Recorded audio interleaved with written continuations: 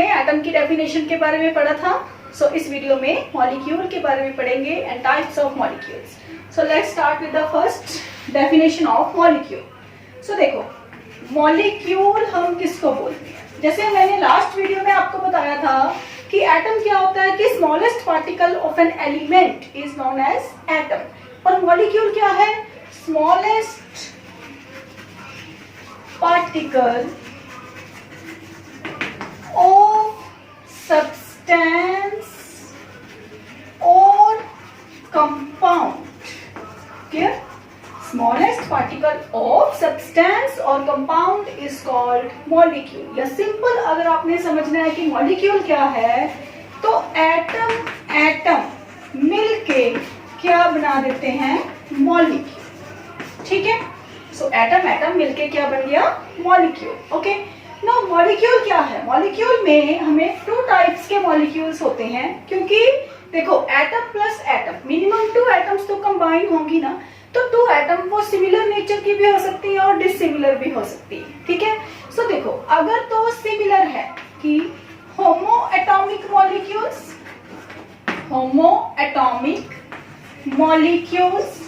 And hetero atomic molecules. ठीक है? अब देखो, होमो का मतलब क्या हुआ? Same. Atomic means atoms. So जो मॉलिक्यूल सेम एटम से मिलके बनेंगे उनको हम बोलेंगे होमो atomic. For example H2, O2, N2, O3, S8, P4, all are homoatomic molecules. Say H2, for example H2 में क्या है? 2 hydrogen atoms are there. O2, there are 2 oxygen atoms. P4, 4 phosphorus atoms. Clear? सो इसका meaning क्या हुआ कि same type के atoms जब मिलके मॉलिक्यूल बनाएंगे, then that type of molecule are known as homoatomic molecules. Clear? So what about hetero means different. So different atomic molecule means HCl या glucose, जो मर्जी ले लो, NH3। ठीक है? So these are heteroatomic molecule because there is one hydrogen atom, one chlorine atom. These are the examples of heteroatomic molecules. Clear? एक आता है हमारे पास mole concept. Clear? Mole concept वो बहुत इंपॉर्टेंट है, आपका +1 का एक मेन टॉपिक है ये मोल कॉन्सेप्ट। ठीक है? अगर आप आगे जाके कोई भी टेस्ट देते हो, नीट का, जेई का, तो वहां पे भी ये बहुत इंपॉर्टेंट है ये टॉपिक। काफी क्वेश्चंस आते हैं इसके। तो मोल कॉन्सेप्ट का मतलब क्या है? अगर सिंपल लैंग्वेज में हमने मोल कॉन्सेप्ट को समझना है तो वो क्या है? देखो, अगर हम बाजार से कोई भी चीज लेने जाते हैं, है ना, सपोज 12 पेंसिल्स की बात करें, है ना, या कोई भी एनीथिंग की कोई भी चीज ले लो, तो 12 थिंग्स को हम क्या लेते हैं? 1 डजन के बराबर, इसके इक्वल इसको एज्यूम करते हैं 1 डजन। ठीक है? तो इसका मतलब केमिस्ट्री में हम क्या लेते हैं कि 1 मोल इक्वल टू 6.022 इंटू 10⁻23। देखो यहाँ पे पहले हम लिखेंगे एंटाइटिस। ठीक है? एंटाइटिस। क्लियर? अब देखो इसका मतलब क्या हुआ? जैसे यहाँ पे मैंने लिखा है 12 थिंग्स, तो थिंग्स मतलब जैसे 12 पेंसिल्स, 12 रबर, या 12 कोई भी ले लो, 12 एप्पल। ठीक है? सो 12 बनानास। सो कोई भी चीज ले लो तो वो क्या होगी? 12 number equal to 1 dozen. So in the similar way यहाँ पे एंटाइटिस का मतलब क्या है कि अगर आप 6.022 इंटू 10⁻23 की बात कर रहे हो, चाहे वो एटम्स हैं, मॉलिक्यूल्स हैं, आयंस हैं, पार्टिकल्स हैं, जो भी टर्म्स हम यूज करते हैं इन केमिस्ट्री, क्लियर, तो वो किसके इक्वल होंगी? 1 मोल के।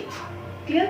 सो ये टर्म्स देखनी है आपने कि आप इधर क्या ले रहे हो? 1 मोल। अगर आप एटम्स की बात कर रहे हो तो पहले आपको ये कॉन्सेप्ट क्लियर होना चाहिए कि एटम का मीनिंग क्या है, मॉलिक्यूल का मतलब क्या है। ठीक है? सो उसके अकॉर्डिंग फिर हम क्वेश्चन में देखेंगे कि एटम क्या है, मॉलिक्यूल क्या है, या क्वेश्चन में मॉलिक्यूल गिवन था या एटम गिवन थी। ठीक है? सो आपको सिर्फ इतना पता होना चाहिए। अगर सिर्फ और सिर्फ इतना पता है ना कि 1 mole equal to this atom molecule, तो आपका मोल कॉन्सेप्ट बड़ा अच्छे से हो जाएगा। ओके, सो नेक्स्ट चलते हैं। एक डेफिनेशन होती है हमारे पास एटॉमिक मास। इसमें भी बड़ी प्रॉब्लम है बच्चों को कि ये नहीं समझ आता कि एटॉमिक मास क्या है, या व्हाट इज AMU और व्हाट इज ग्राम, या फिर U यूनिफाइड मास, है ना। तो अब इसको ध्यान से समझो कि एटॉमिक मास है क्या और कैसे लिखा हुआ है बुक में और किस तरह से उसको एक्सप्लेन किया हुआ है। ठीक है, देखो कि एटॉमिक मास को कैसे लिखते हैं या एटॉमिक मास के बारे में है क्या। ठीक है, सबसे पहले हमें क्या चाहिए, रिलेटिव एटॉमिक मास। उसके लिए एक स्टैंडर्ड सब्सटेंस चाहिए। ठीक है, आपने पढ़ा होगा बुक्स में क्या लिखा होता है कि हाइड्रोजन को पहले एज अ स्टैंडर्ड लिया जाता था। ठीक है, बट लेटर ऑन ये क्या हो गया, नॉन एक्सेप्टेबल। क्लियर। उसके बाद इन 1961 या आज तक भी जो ले रहे हैं वो क्या है, कार्बन को हम एज्यूम करते हैं स्टैंडर्ड एटॉमिक मास, स्टैंडर्ड मास लेते हैं इसका। ठीक है, स्टैंडर्ड सब्सटेंस की तरह इसको एज्यूम करते हैं कार्बन को। अब ये है कि पहले तो क्वेश्चन ये आता है कि कार्बन को ही क्यों लिया।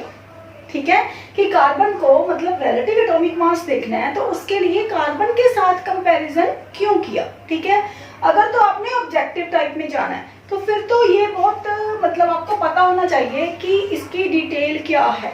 ठीक है, अदरवाइज सिंपल बच्चे एटॉमिक मास की डेफिनेशन कर लें तो वो सफिशिएंट है। क्लियर। अब देखो कार्बन को क्यों लेते हैं, कार्बन सबसे पहले कुछ पॉइंट्स होते हैं जो इसके लिए जरूरी होते हैं। ठीक है, उसको हम स्टैंडर्ड सब्सटेंस एज्यूम करेंगे जिसकी एबंडेंस क्या है, ज्यादा। ठीक है, जिसकी एबंडेंस, एबंडेंस का मतलब क्या होता है कि वो कितना प्रेजेंट है, कितने परसेंट वो प्रेजेंट है नेचर में, कितनी एबंडेंस है उसकी। ठीक है, वो कितने परसेंट मिलता है। जैसे कार्बन 12, अगर कार्बन 12 की बात करें तो उसकी 99% एबंडेंस है। क्लियर। दूसरा, वो ज्यादा रिएक्टिव नहीं होना चाहिए, इसका मतलब लीस्ट रिएक्टिव नहीं होना चाहिए। मतलब रिएक्टिविटी क्या है, ना तो ज्यादा उसकी लो होनी चाहिए ना ही ज्यादा हाई होनी चाहिए। Clear, reactivity not should be too low और टू हाई। क्लियर, सो इसका मतलब मोस्ट रिएक्टिव भी नहीं चाहिए। ठीक, उसके बाद एक चीज और होती है इसमें, वो होता है, ये हो गया third point. Fourth is isotopes. So अब आइसोटॉप मैंने अभी करवाया नहीं आपको, आइसोटॉप होते क्या हैं। ठीक है, वो एलिमेंट के एटम्स जिसका एटॉमिक नंबर क्या होगा, same atomic number but different mass number. Clear, जैसे कार्बन का एटॉमिक नंबर कितना है, 6। ठीक, इसके आइसोटॉप्स, अब हम किसकी बात कर रहे हैं, जब ये चूज किया था 1961 में तब इसके आइसोटॉप नहीं थे। क्लियर, लेकिन आजकल इसके आइसोटॉप हैं। कौन कौन से हैं, C13, C14। लेकिन एक चीज और है कि अगर चाहे इसके 2 और आइसोटॉप्स हैं लेकिन इनका क्या है, जो एबंडेंस है वो बहुत कम है। ठीक है, क्योंकि 99% एबंडेंस तो कार्बन 12 की ही है और जो कार्बन 13 है उसकी एबंडेंस बहुत लो है, हार्डली 1% है, और 14 की तो उससे भी कम है। क्लियर, सो आइसोटॉप या तो नहीं होने चाहिए या उनकी एबंडेंस क्या होनी चाहिए, कम। क्लियर, अगर आपको कोई पूछे कि कार्बन को ही क्यों लिया है तो कार्बन को क्यों लिया है, बिकॉज एक तो इसकी एबंडेंस ज्यादा है, एक ये ना तो ज्यादा रिएक्टिव है ना ही ज्यादा, मतलब रिएक्टिविटी क्या है इसकी, ना तो ज्यादा लो है ना ही ज्यादा हाई है। ठीक है, सो लो रिएक्टिविटी, देखो लो रिएक्टिविटी अब हम बोलते हैं कि लो रिएक्टिविटी है या हाई रिएक्टिविटी है। लो का मतलब हुआ कि उसने किसी के साथ रिएक्ट ही नहीं करना, जैसे helium, neon, argon, krypton, inert gases हैं। ठीक है, मोस्ट रिएक्टिव का मतलब हुआ कि सिंपल उसको एयर में रखा तो वो रिएक्ट करने लग गया, तो ऐसा भी कुछ नहीं है। क्लियर, सो रिएक्टिविटी का मतलब ये होता है। क्लियर, तो ना तो ज्यादा उसकी रिएक्टिविटी लो होनी चाहिए ना ही उसकी रिएक्टिविटी हाई होनी चाहिए। Clear, then isotopes. ठीक है, अब same atomic number different mass number, तो यहाँ पे क्या है, mass number 13, 14 but atomic number is same. कितना एटॉमिक नंबर, 6, लेकिन मास नंबर 12, 13, 14, तो इसको बोलते हैं हम आइसोटॉप्स। क्लियर, अब दूसरी बात कि जो एटॉमिक मास है उसको लिखा कैसे होता है। देखो, एक होता है हमारे पास 1 AMU, है ना, AMU का मतलब क्या होता है हमारे पास, एटॉमिक मास यूनिट। ठीक है। एक होता है मास हमारे पास यू में। यू हमें क्या है, यू आजकल यू यूज करते हैं। यू का मतलब है यूनिफाइड मास, यूनिफाइड मास, ठीक है। अब इसकी डिटेल करते हैं कि एटॉमिक मास यूनिट या यू का मीनिंग क्या है, ठीक है। वो देखो, अब देखो इसमें क्या है, mass of any atom is equal to AMU। मतलब इसका क्या हुआ कि किसी भी एटम का मास हम किस में लेंगे, AMU में, एटॉमिक मास यूनिट में लिखते हैं, ठीक है। अब देखो, सपोज करो मास ऑफ कार्बन 12 एटम, या सिंपल अगर आपको कोई अगर आपने पढ़ा हो कि मास ऑफ कार्बन कितना है, ठीक है, मतलब आप बोलते हो कि कार्बन का मास कितना है 12, ठीक है। यहां से करते हैं कि कार्बन का मास कितना है 12। तो अगर आपको पता हो कि वो कार्बन का मास, तो उसके यूनिट्स पता क्या होते हैं, ग्राम पर मोल। तो इसका मतलब क्या है ग्राम पर मोल का, कि ये जो कार्बन का मास है ये एक कार्बन का मास नहीं है, ये पर मोल कार्बन का मास है। तो 1 मोल का मतलब मैंने अभी आपको समझाया है कि 1 मोल 6.022 इंटू 10⁻23 एटम्स के इक्वल है। ध्यान से सुनो, क्या है कि मास ऑफ कार्बन क्या लिखते हो आप, 12, ठीक है। तो वो 12 है जो, वो उसके यूनिट्स क्या होते हैं, ग्राम पर मोल, ठीक है। तो पर मोल का मतलब क्या हुआ कि एक मोल एटम्स, मतलब एक मोल जो कार्बन एटम्स है उनका मास 12 है, ठीक है। तो एक मोल में एटम्स है कितने हमारे पास, 6.022 इंटू 10⁻23 एटम्स। तो ठीक है, इतना समझ आ गया।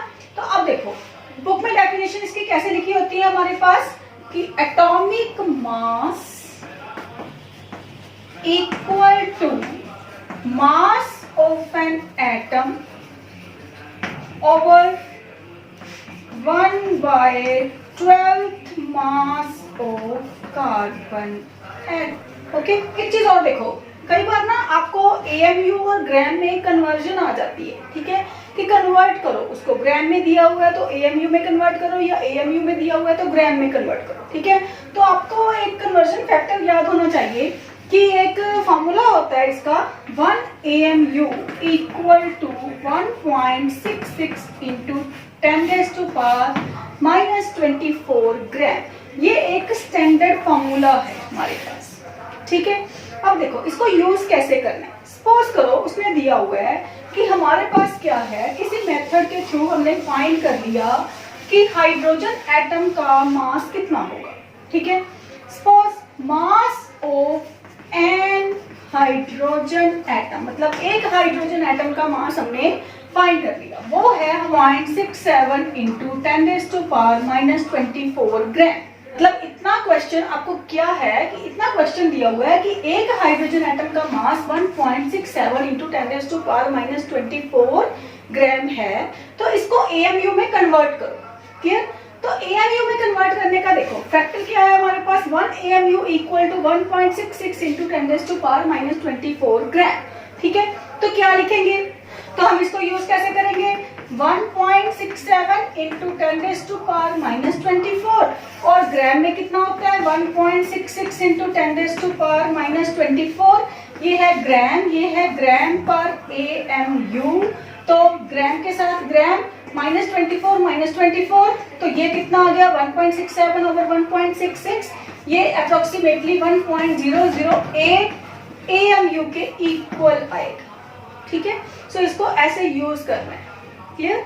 सो ये था हमारे पास एटॉमिक मास यूनिट, और इसको क्या है, चाहे आप AMU लिख लो चाहे आप U लिख लो, ठीक है। So this is all about the atomic mass unit, ठीक है। सो थैंक यू बेटा, थैंक यू फॉर वॉचिंग।